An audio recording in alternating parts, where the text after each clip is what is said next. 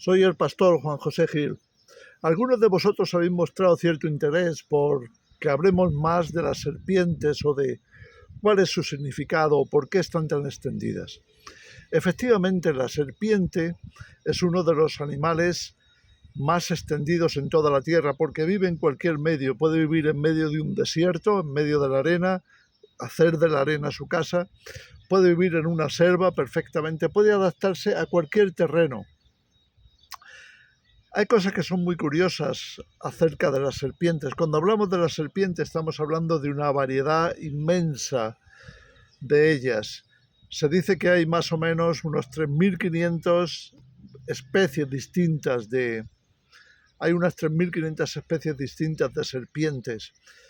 De ellas se dice que hay más o menos unas 600 que son venenosas y unas 200 que son un peligro directo para el ser humano, es decir, que puede matar rápidamente a una persona. Son animales muy curiosos, no se les oye prácticamente, avanzan con mucho sigilo, no tienen párpados, no cierran los ojos, solamente tienen una pequeña película, una pequeña piel muy fina que no les impide estar pendiente de lo que pasa.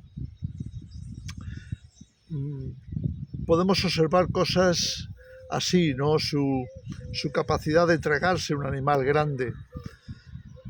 Creo que hay una especie gigantesca, creo que se llegó a encontrar una de más o menos unos 15 o 13 o 14 metros, que se alimentaba de grandes peces. Podría ser un tiburón, podría ser un delfín, lo que fuera. Incluso un cocodrilo se lo podía comer. Curioso que la boca que tiene se puede dilatar hasta el punto que se traga un animal muchísimo más ancho, más fuerte y grande que ella. Se dice que hay especies venenosas que incluso si les cortas la cabeza aún te puede seguir mordiendo. Es decir, si le has cortado la cabeza pero la quieres agarrar y no tienes cuidado, te puede morder y te puede matar. Es decir, estamos hablando de una especie, las serpientes, muy versátil, muy variada, muy extendida, como digo, por todo el mundo prácticamente. De hecho, una de las curiosidades es que las serpientes están en todas las culturas, forman símbolos en cada una de ellas. En la cultura griega, en la cultura romana, en las culturas latinoamericanas como la inca, la azteca y otras más, en las culturas mesopotámicas, en Egipto.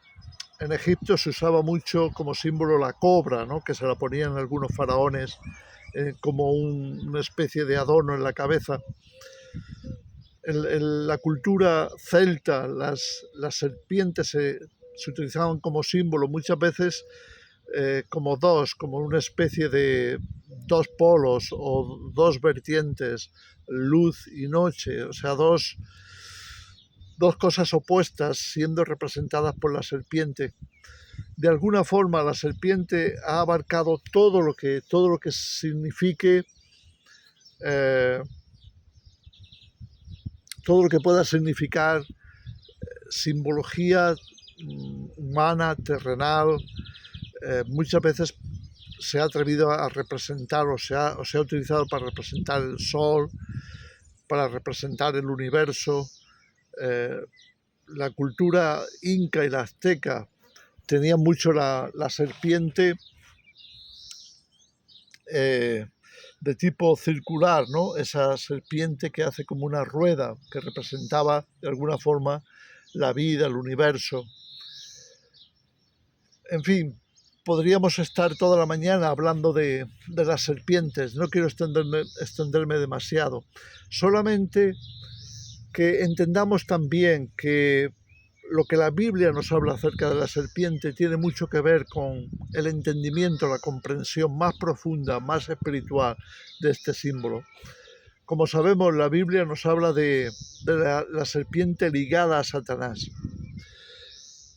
¿Qué significa esto? Pues significa que Satanás iba a exhibir muchos de los caracteres o características de la serpiente, iba a tratar de meterse, de hecho iba a tomar autoridad sobre toda la humanidad, todas las culturas, todas las tierras donde el ser humano se moviera.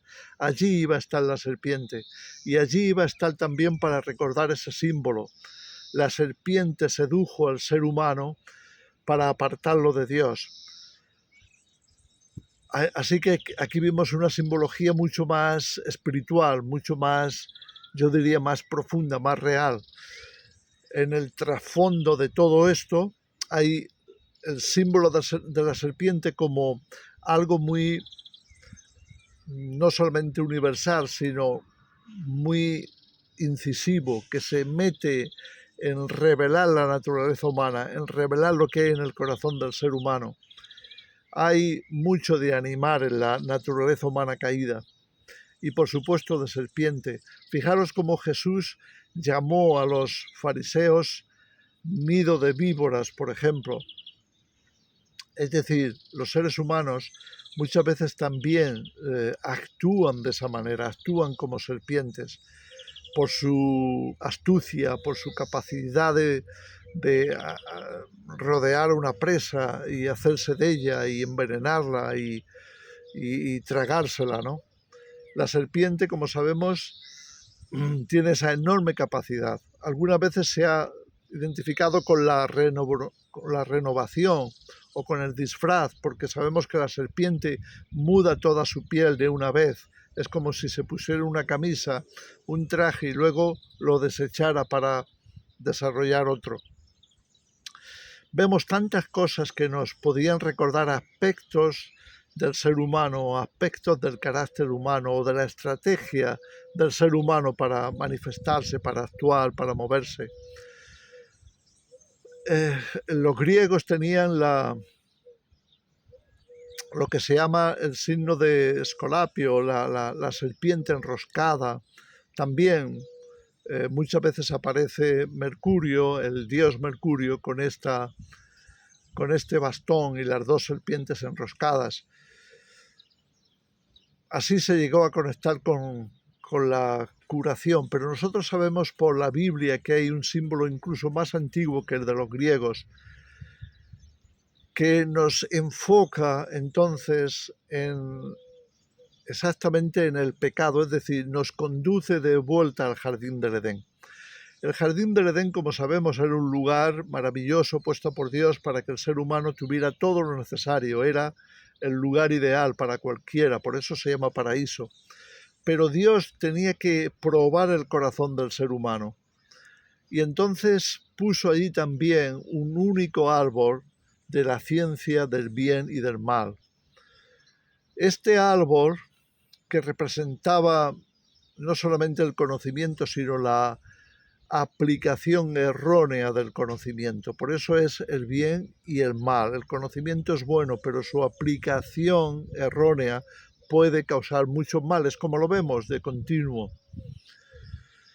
¿Y qué pasó con la serpiente? Pues cuando nos vamos a los libros de Moisés, al Éxodo, ya sabemos, al Deuteronomio, los libros escritos acerca de la estadía y el recorrido del desierto por parte de Israel, uno de los acontecimientos que ocurre es que el pecado de la nación, la murmuración, la queja continua, esa especie de ver siempre lo negativo, pues aunque Dios estaba protegiendo al pueblo para no enfermar, y sabemos que esa actitud de queja, de rencor, de siempre estar viendo la parte más oscura de las cosas, protestando, quejándose de todo, eso acaba enfermando. Sin duda que sí, hay muchas enfermedades que provienen de esa condición, del no perdonar, etc. Y entonces lo que ha pasado es que Dios va a permitir que en ese momento álgido de queja general, queja popular, queja masiva de toda la nación, de pronto van a aparecer de la arena del desierto, de entre las piedras van a aparecer un montón de serpientes, un montón tremendo de serpientes, cada una de ellas representando a esas quejas, a esa actitud negativa, a esa especie de protesta contra Dios, protesta contra Moisés, acusación contra el plan de Dios. Todo eso está representado en la serpiente.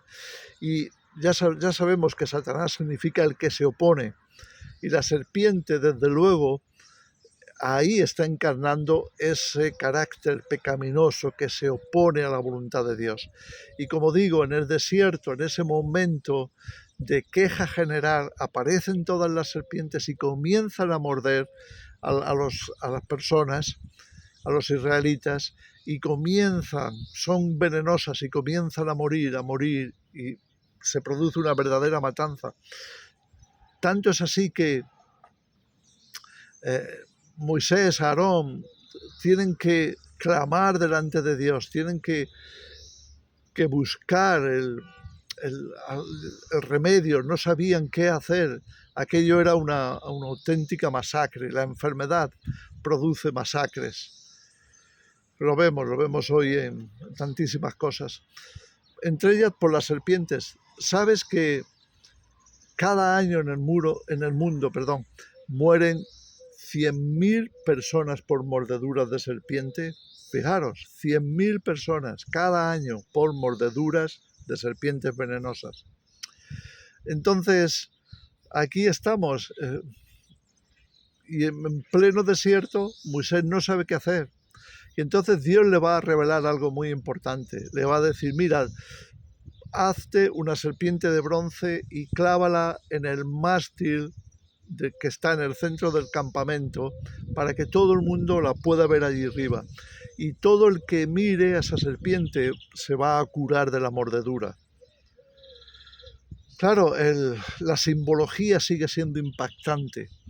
¿Por qué? Porque, como leemos perfectamente en el Evangelio de Juan, al principio del Evangelio, Jesús, cuando conoce a los discípulos, cuando están comenzando a presentarse, a declararse Él como la misión que trae, que Él es el Mesías, que Él es el Hijo de Dios, que Él es el que trae el cielo a la tierra, Él es el que desciende del cielo para traer salvación, traer sanidad. Todo esto que Juan explica de una manera resumida, pero que lo deja bien claro en su Evangelio, pues una de las cosas que Jesús hace es darnos la interpretación de aquella serpiente en el desierto, y lo va a decir de esta manera: así como Moisés levantó a la serpiente en el desierto, por supuesto para que la gente fuera sanada, también el Hijo del Hombre será levantado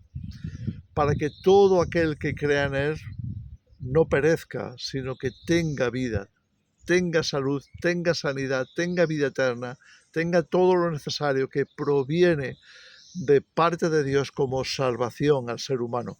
Pero, ¿sabes? Esto puede resultar un poco extraño. Hasta podemos preguntarnos por qué Dios escogería para representar a Jesús una serpiente. Sin embargo, no es tan complicado de entenderlo. El apóstol Pablo, cuando escribe 2 Corintios en el capítulo 5, que él insiste en el tema de que somos salvos en Cristo, que en Cristo nos hacemos nuevas criaturas. Ahí está el versículo famoso, ¿no? Es en Cristo, 1 Corintios 5, 16 y 17, ¿no? Nos dice que no es algo carnal. Fíjate la expresión: aun si a Cristo conocimos en la carne, ya no lo conocemos así. Es decir, Jesús va mucho más allá de la apariencia carnal, va mucho más allá de la naturaleza humana contraída en la tierra, va mucho más allá de pertenecer a un pueblo, de pertenecer a una etnia o pertenecer a una religión. Si lo conocimos en la carne, ya no lo conocemos así. Y entonces añade en el versículo 17, de modo que si alguno está en Cristo, nueva criatura es, las cosas viejas pasaron, he aquí todas son hechas nuevas. Es decir, el hecho de poner nuestra confianza en Jesús nos va a liberar de toda etnia, nos va a liberar de toda nacionalidad, nos va a liberar de toda vinculación con lo terrenal, porque somos nuevas criaturas, criaturas celestiales, creados, dice Pablo también en Efesios 2, creados en Cristo Jesús para buenas obras, para una vida diferente. Ahora, si volvemos a 2 de Corintios, capítulo 5, fíjate cómo termina ese capítulo. Creo que es el versículo 21, diciendo que Dios, al que no conoció pecado, haciendo una referencia a Jesús, por nosotros lo hizo pecado, para que nosotros fuésemos hechos justicia de Dios en él. Y esto es lo que estaba pasando en la cruz. Jesús estaba tomando la naturaleza pecaminosa, la naturaleza de la serpiente. ¿Para qué? Para clavarla en la cruz. Fijaros el símbolo, es clavar la serpiente en la cruz. Por eso Pablo después en Colosenses insiste en que en esa cruz lo que Jesús hizo fue exponer a Satanás, exponer la maldad satánica, exponer todo el engaño, toda la mentira, todo el veneno, toda la mortandad que se ha producido y que se produce a través de la serpiente en todo el mundo. Fijaros que cuando, por ejemplo, se utiliza en medicina, ¿no? Ya sabemos que en medicina se utiliza ese símbolo de Escolapio, que también, por supuesto, lo podríamos conectar con la serpiente del desierto, pero no deja de ser una serpiente. Es decir, todo lo relacionado con la serpiente tiene doble cara. Te puede sanar, te puede matar. Eso es por lo que en las medicinas, cuando leemos los prospectos, también leemos lo que te puede sanar o aliviar o mejorar y lo que te puede deteriorar, lo que te puede dañar, lo que te puede incluso llegar a matar. Ya se publicó hace unos años ese famoso informe de cómo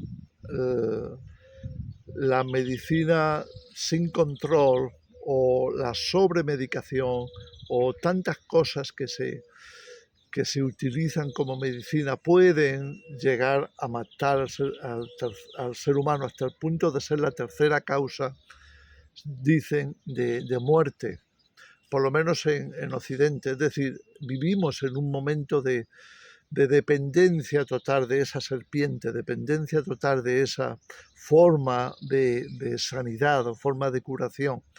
Y no nos olvidemos, la serpiente sigue representando a el pecado, sigue representando a las consecuencias del pecado, sigue representando a la incursión de Satanás que engaña al ser humano. De forma que cuando vemos la serpiente es prácticamente imposible dejar de pensar en algo que induce o que provoca temor. Hay también una fobia a las serpientes y que está muy extendida en todo el género humano. Entonces, bueno, pues ahí tenemos, ¿no?, esta especie de repaso que os hago, de reflexión. Así que tengámoslo en cuenta. Siempre detrás de cada una de las serpientes hay un mensaje, y detrás de ese mensaje hay también una versión satánica que trata de seguir envenenando, llevando al ser humano al pecado, llevándole a la rebelión contra Dios, llevándole a la muerte, llevándole al envenenamiento, etc. En fin, no me quiero extender más, solamente quería responder a esta cuestión que me parece que es muy válida para que le expliquemos y tomemos nota. Que el Señor os bendiga.